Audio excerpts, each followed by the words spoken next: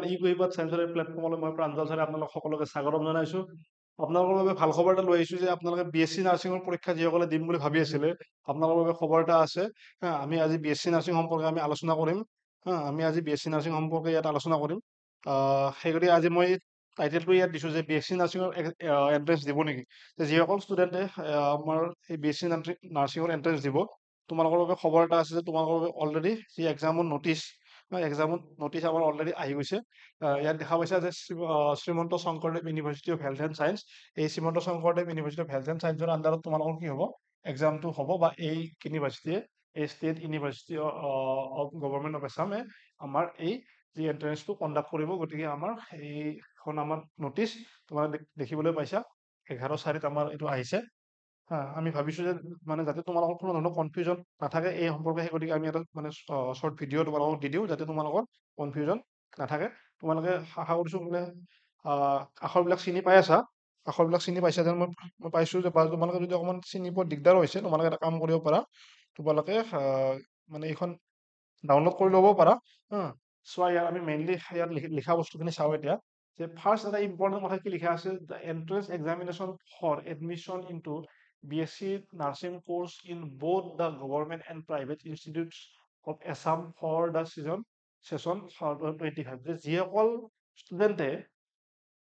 ভাবি আছা যে আমি প্ৰাইভেটকৈ আমি BSc নাৰ্ছিং কৰিম, সেই গতিকে আমি এন্ট্ৰেন্স নিদিওঁ, বা আমি মানে প্ৰাইভেটকৈ কৰিম, আমি গতিকে এন্ট্ৰেন্স নিদিলেও হ'ব, কিন্তু তোমালোকে এন্ট্ৰেন্স দিব লাগিব। ইয়াত একদম ক্লিয়াৰলি লিখা আছে, কাৰণ এই যিটো এন্ট্ৰেন্স হ'ব, তোমালোকে এই এন্ট্ৰেন্সত তোমালোকে অৱতীৰ্ণ হ'ব লাগিব, তেতিয়া তোমালোকে কি কৰিব পাৰিবা, এই এন্ট্ৰেন্সৰ থ্ৰুৱেদি তোমালোকে সেই চিলেকশ্যন প্ৰচেছত যাব পাৰিবা। আৰু ইয়াত আমাক যিখিনি দিছে কেতিয়াৰ পৰা এক্সাম হ'ব আমাৰ, ইয়াত দিছে চোৱা, যে BSc nursing course in both government and private institutes of Assam for session 2025 is schedule to be held on 22/6/2025। গতিকে তোমালোকৰ 22/6/2025 তোমালোকৰ কি হ'ব, পৰীক্ষাটো হ'ব। তোমালোকে এই পৰীক্ষাত অৱতীৰ্ণ হ'ব লাগিব, আৰু এই পৰীক্ষাৰ কাৰণে যি ফৰ্ম ফিল আপ প্ৰক্ৰিয়া, যি অনলাইন ফৰ্ম ফিল আপ হ'ব, সেয়া আমাৰ যি 23/4/2025 তাৰিখৰ পৰা আৰম্ভ হৈছে, আৰু এয়া আমাৰ 22/5 মানে তাৰিখলৈ চলি থাকিব। অৰ্থাৎ তোমালোকৰ মোটামুটি আৰু মানে সময় আছে তোমালোকে, গতিকে অতি সোনকালে তোমালোকে এই ফৰ্ম ফিল আপসমূহ কৰি ল'বা। হয়তো পিছলৈ কিবা নেটৱৰ্কৰ ইছ্যু হ'বও পাৰে, গতিকে তোমালোকে মানে যিসকলে একদম মানে নিশ্চিত হৈ আছা, তোমালোকে সেইসকলে সোনকালে ফৰ্ম ফিল আপটো কৰি ল'বা। অনলাইন এপ্লিকেশ্যন ফৰ্ম এইটো দিয়া আছে, তুমি চাই ল'বা। Online application form shall be available on university website 23/4/2025 to 22/5/2025। আৰু তোমালোকে ইয়াৰ বাবে এটা কি কৰিব লাগিব, মানে পইচা বা এটা ফি পেমেণ্ট কৰিব লাগিব, যিটো কি হ'ব, নন ৰিফাণ্ডেবল হ'ব। এবাৰ পেমেণ্টটো কৰাৰ পিছত সেইটো আৰু ৰিফাণ্ড নহয় কোনো কাৰণত। সেই গতিকে মানে পইচাটো পেমেণ্ট কৰাৰ সময়ত সাৱধান হ'বা, যাতে মানে ভাল নেটৱৰ্ক এটা থাকে তোমালোকৰ, সেই বস্তুটো অকণমান লক্ষ্য কৰিবা। Shall have to be paid by the candidate only online mode. গতিকে আৰু অনলি অনলাইন চিষ্টেমতে তোমালোকে পইচাটো দিব পাৰিবা, বা মানে বেলেগ চিষ্টেমত তোমালোকে পইচাটো দিয়া চিষ্টেম নাই। The above examination fee is exempted for PWD বা দিব্যাংগসকলৰ কাৰণে এইটো বস্তু কি হ'ব, আমাৰ exempted হ'ব। আৰু তোমালোকৰ যি মানে বাকীখিনি যি মানে ডিটেইলছ, সেইখিনি তোমালোকে যদি চাব বিচাৰা, এই যিটো আমাৰ ইউনিভাৰ্চিটি ইয়াত দিয়া নাই বাৰু ডাইৰেক্ট, এই যিটো আমাৰ WWSS এই যিটো ৱেবছাইট আছে, SHUHS, ইয়াত গৈ তোমালোকে কি কৰিব পাৰিবা, এই বস্তুটো চাব পাৰিবা। এই বস্তুটো তোমালোকে চাব পাৰিবা। ইয়াত এতিয়া নেক্সট আমাৰ চাব লগা বস্তু কি আছে, বা তোমালোকৰ বাবে জানিব লগা বস্তু আছে, এইখিনি বস্তু চোৱা। ইয়াত তোমালোকে এতিয়া ক'ত ক'ত পৰীক্ষা দিব পাৰিবা, সেইটো ইম্পৰ্টেণ্ট। যে হয়তো অসমৰ বিভিন্ন জেগাত মানে আমাৰ ষ্টুডেণ্টে ইয়াত চাই আছে, বা তোমালোকে মানে বিভিন্ন জেগাৰ পৰা পৰীক্ষা দিবা, গতিকে তোমালোকে মানে বেলেগ জেগালৈ অহাৰ প্ৰয়োজন নাই। তোমালোকে নিজৰ মানে ঘৰৰ ওচৰত যিটো তোমালোকৰ নিয়াৰেষ্ট চেণ্টাৰ হয়, এই নিয়াৰেষ্ট চেণ্টাৰত তোমালোকে কি কৰিব পাৰিবা, এই পৰীক্ষাটো দিব পাৰিবা। গতিকে এই চেণ্টাৰসমূহ অকণমান ভালকে চাই লোৱা, মই দেখাই দি আছো। ইয়াত চাবা যে প্ৰথম আমাৰ চেণ্টাৰ কি আছে চোৱা, যে গুৱাহাটীত মানে যিসকল ষ্টুডেণ্ট আছে গুৱাহাটীত, তেওঁলোকে গুৱাহাটীত দিব পাৰিব। যদি কোনোবাৰ ঘৰ ডিব্ৰুগড়ৰ ওচৰত, ডিব্ৰুগড় চেণ্টাৰ আছে, শিলচৰ আছে। এই চেণ্টাৰসমূহ তোমালোকে যোৱা বছৰ যিসমূহ চেণ্টাৰ আছিল তাত হয়তো নাথাকিবও পাৰে, গতিকে এইসমূহ মানে এবাৰ চাই ল'বা। যোৰহাটত দিব পাৰিবা, বৰপেটাত দিব পাৰিবা, তেজপুৰ, ডিফু আছে, লখিমপুৰ আছে, নগাঁও, কোকৰাঝাৰ, নলবাৰী, ধুবুৰী, শ্বিলং, আইজল, যে অসমৰ বাহিৰতো যদি মানে কোনোবা আছে ছাত্ৰ-ছাত্ৰী তেওঁলোকে দিব পাৰিব, হয় নে নহয়? ইটানগৰ, আগৰতলা, ইম্ফল, ডিমাপুৰ, গেংটক, তাৰপিছত গতিকে এই বস্তুখিনি তোমালোকে অকমান চাই ল'বা, গতিকে চেণ্টাৰবোৰ যাৰ মানে ঘৰৰ ওচৰত যিবিলাক চেণ্টাৰ পৰে সেইবিলাক তোমালোকে দিলে হ'ল। Finalization of exam center in the state capital of other northeastern state will depend on number of applicants applying for respective state capital for appearing in the examination বা যিসমূহ মানে বাহিৰৰ ষ্টেটৰ ইয়াত আমাৰ দিয়া আছে কেপিটেল সেইসমূহ মানে যিসকল অসমৰ ছাত্ৰ-ছাত্ৰী আছে নিশ্চয় তোমালোকে বাহিৰত দিয়াৰ মানে কথাই নাহে মানে যদি কোনোবাই বাহিৰত দি আছা সেইটো বস্তু অকণমান চিন্তা কৰি চাবা যে মানে কি হয় ইয়াত যদি কেণ্ডিডেট হয়তো বহুখিনি কমি যায় হয়তো মানে ইউনিভাৰ্চিটি চেণ্টাৰত নিদিবও পাৰে বা ইয়াত মানে ডাইৰেক্ট লিখা নাই কিন্তু এইটো বস্তু অকণমান মেনশ্যন কৰা আছে যে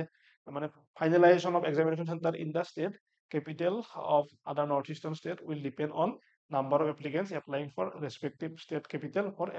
appearing গতিকে যদি ষ্টুডেণ্ট বহুত কম হৈ যায় কিবা কাৰণত হয়তো নিদিব পাৰে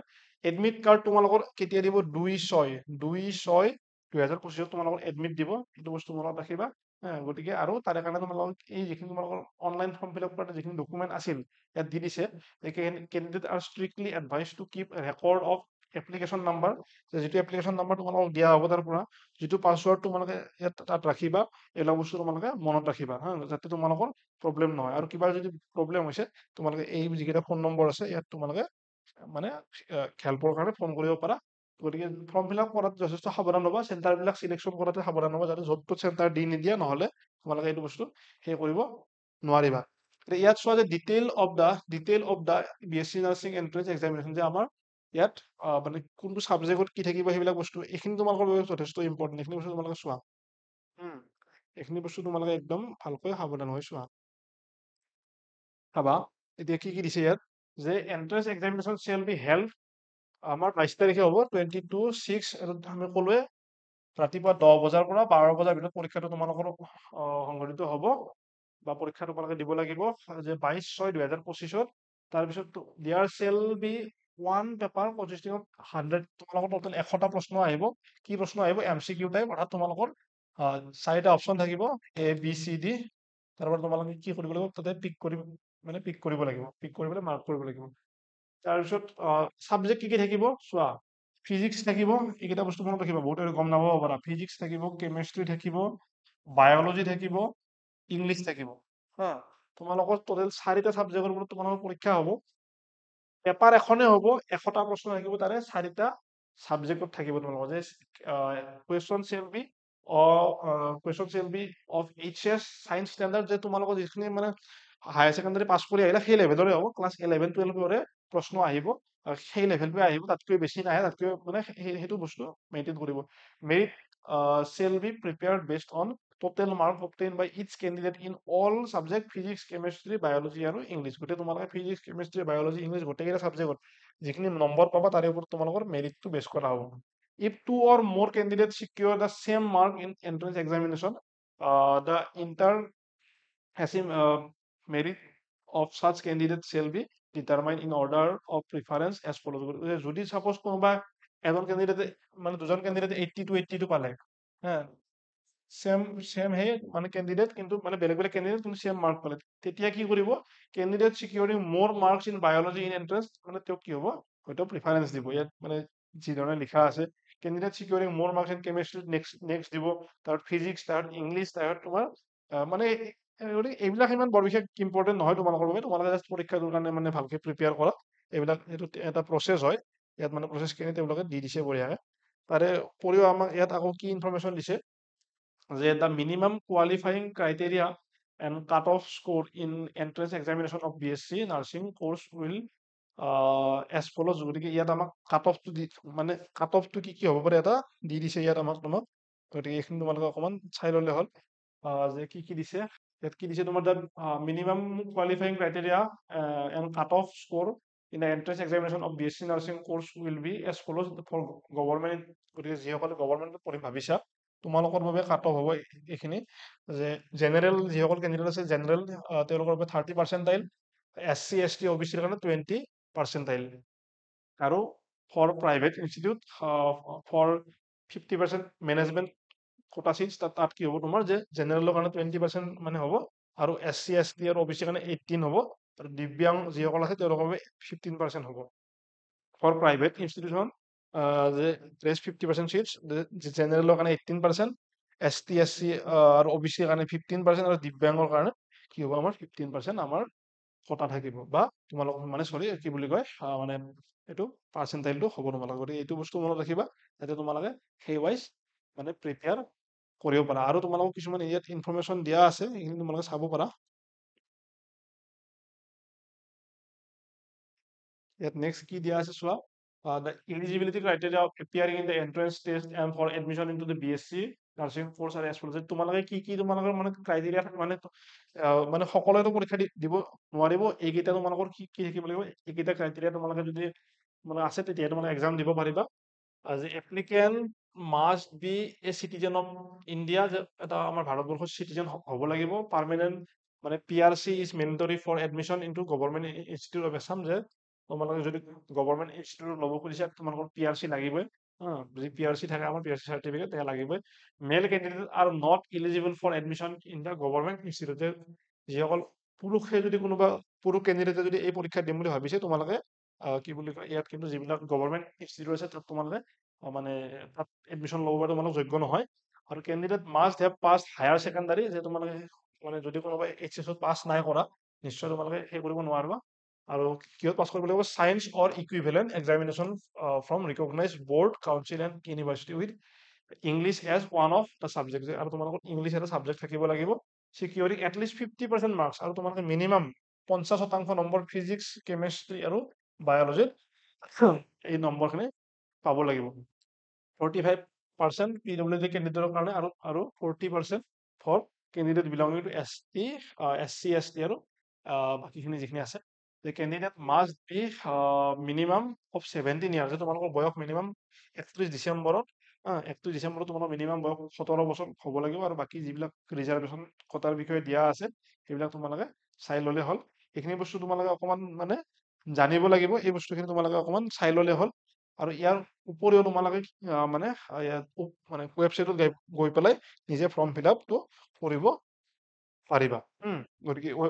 ৱেবছাইটত গৈ নিজে তোমালোকে ফৰ্ম ফিল আপ প্ৰচেছটো কৰিব পাৰিবা তো ছাত্ৰীসকল তোমালোকে এই যিটো আমাৰ ৱেবছাইট আছে এই ৱেবছাইটটোত গৈ পেলাই তোমালোকে কি কৰিব পাৰিবা যে এই SSUHS ইয়াত গৈ পেলাই তোমালোকে যদি গুগলত এইটো চাৰ্চ কৰা চাৰ্চ কৰিলে তোমালোকে মানে আহিয়ে যাব তাত এন্ট্ৰেন্স এক্সামিনেশ্যন বুলি আহিব এন্ট্ৰেন্স এক্সামিনেশ্যন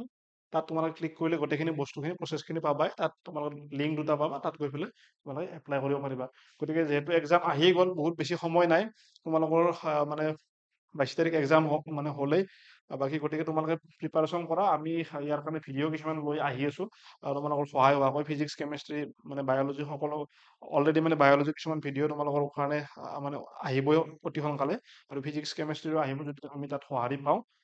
গতিকে তোমালোকে ভালকে প্ৰিপেয়াৰ কৰা কিবা ডাউট থাকিলে আমাক কমেণ্ট ছেকশ্যনত ক'ব পাৰা কিবা যদি ভিডিঅ' লাগে কিবা সেই ধৰণৰ কি তোমালোকক বস্তু লাগে আমাক যদি কিবা প্ৰয়োজন আছে আমাক ক'লে হ'ল আমি সেই অনুযায়ী তোমালোকৰ বাবে লৈ আহিম গতিকে ঠিক আছে আজিলৈ ইয়াতে সামৰণি মাৰিছোঁ ভালকৈ পঢ়া শুনা কৰা ভালকৈ প্ৰিপাৰেশ্যন কৰা তোমালোকৰ যাতে যি মানে এই BSc নাৰ্ছিং কৰা যিসকলৰ আশা আছে তোমালোকৰ সপোনবিলাক পূৰণ হওক থেংক ইউ ধন্যবাদ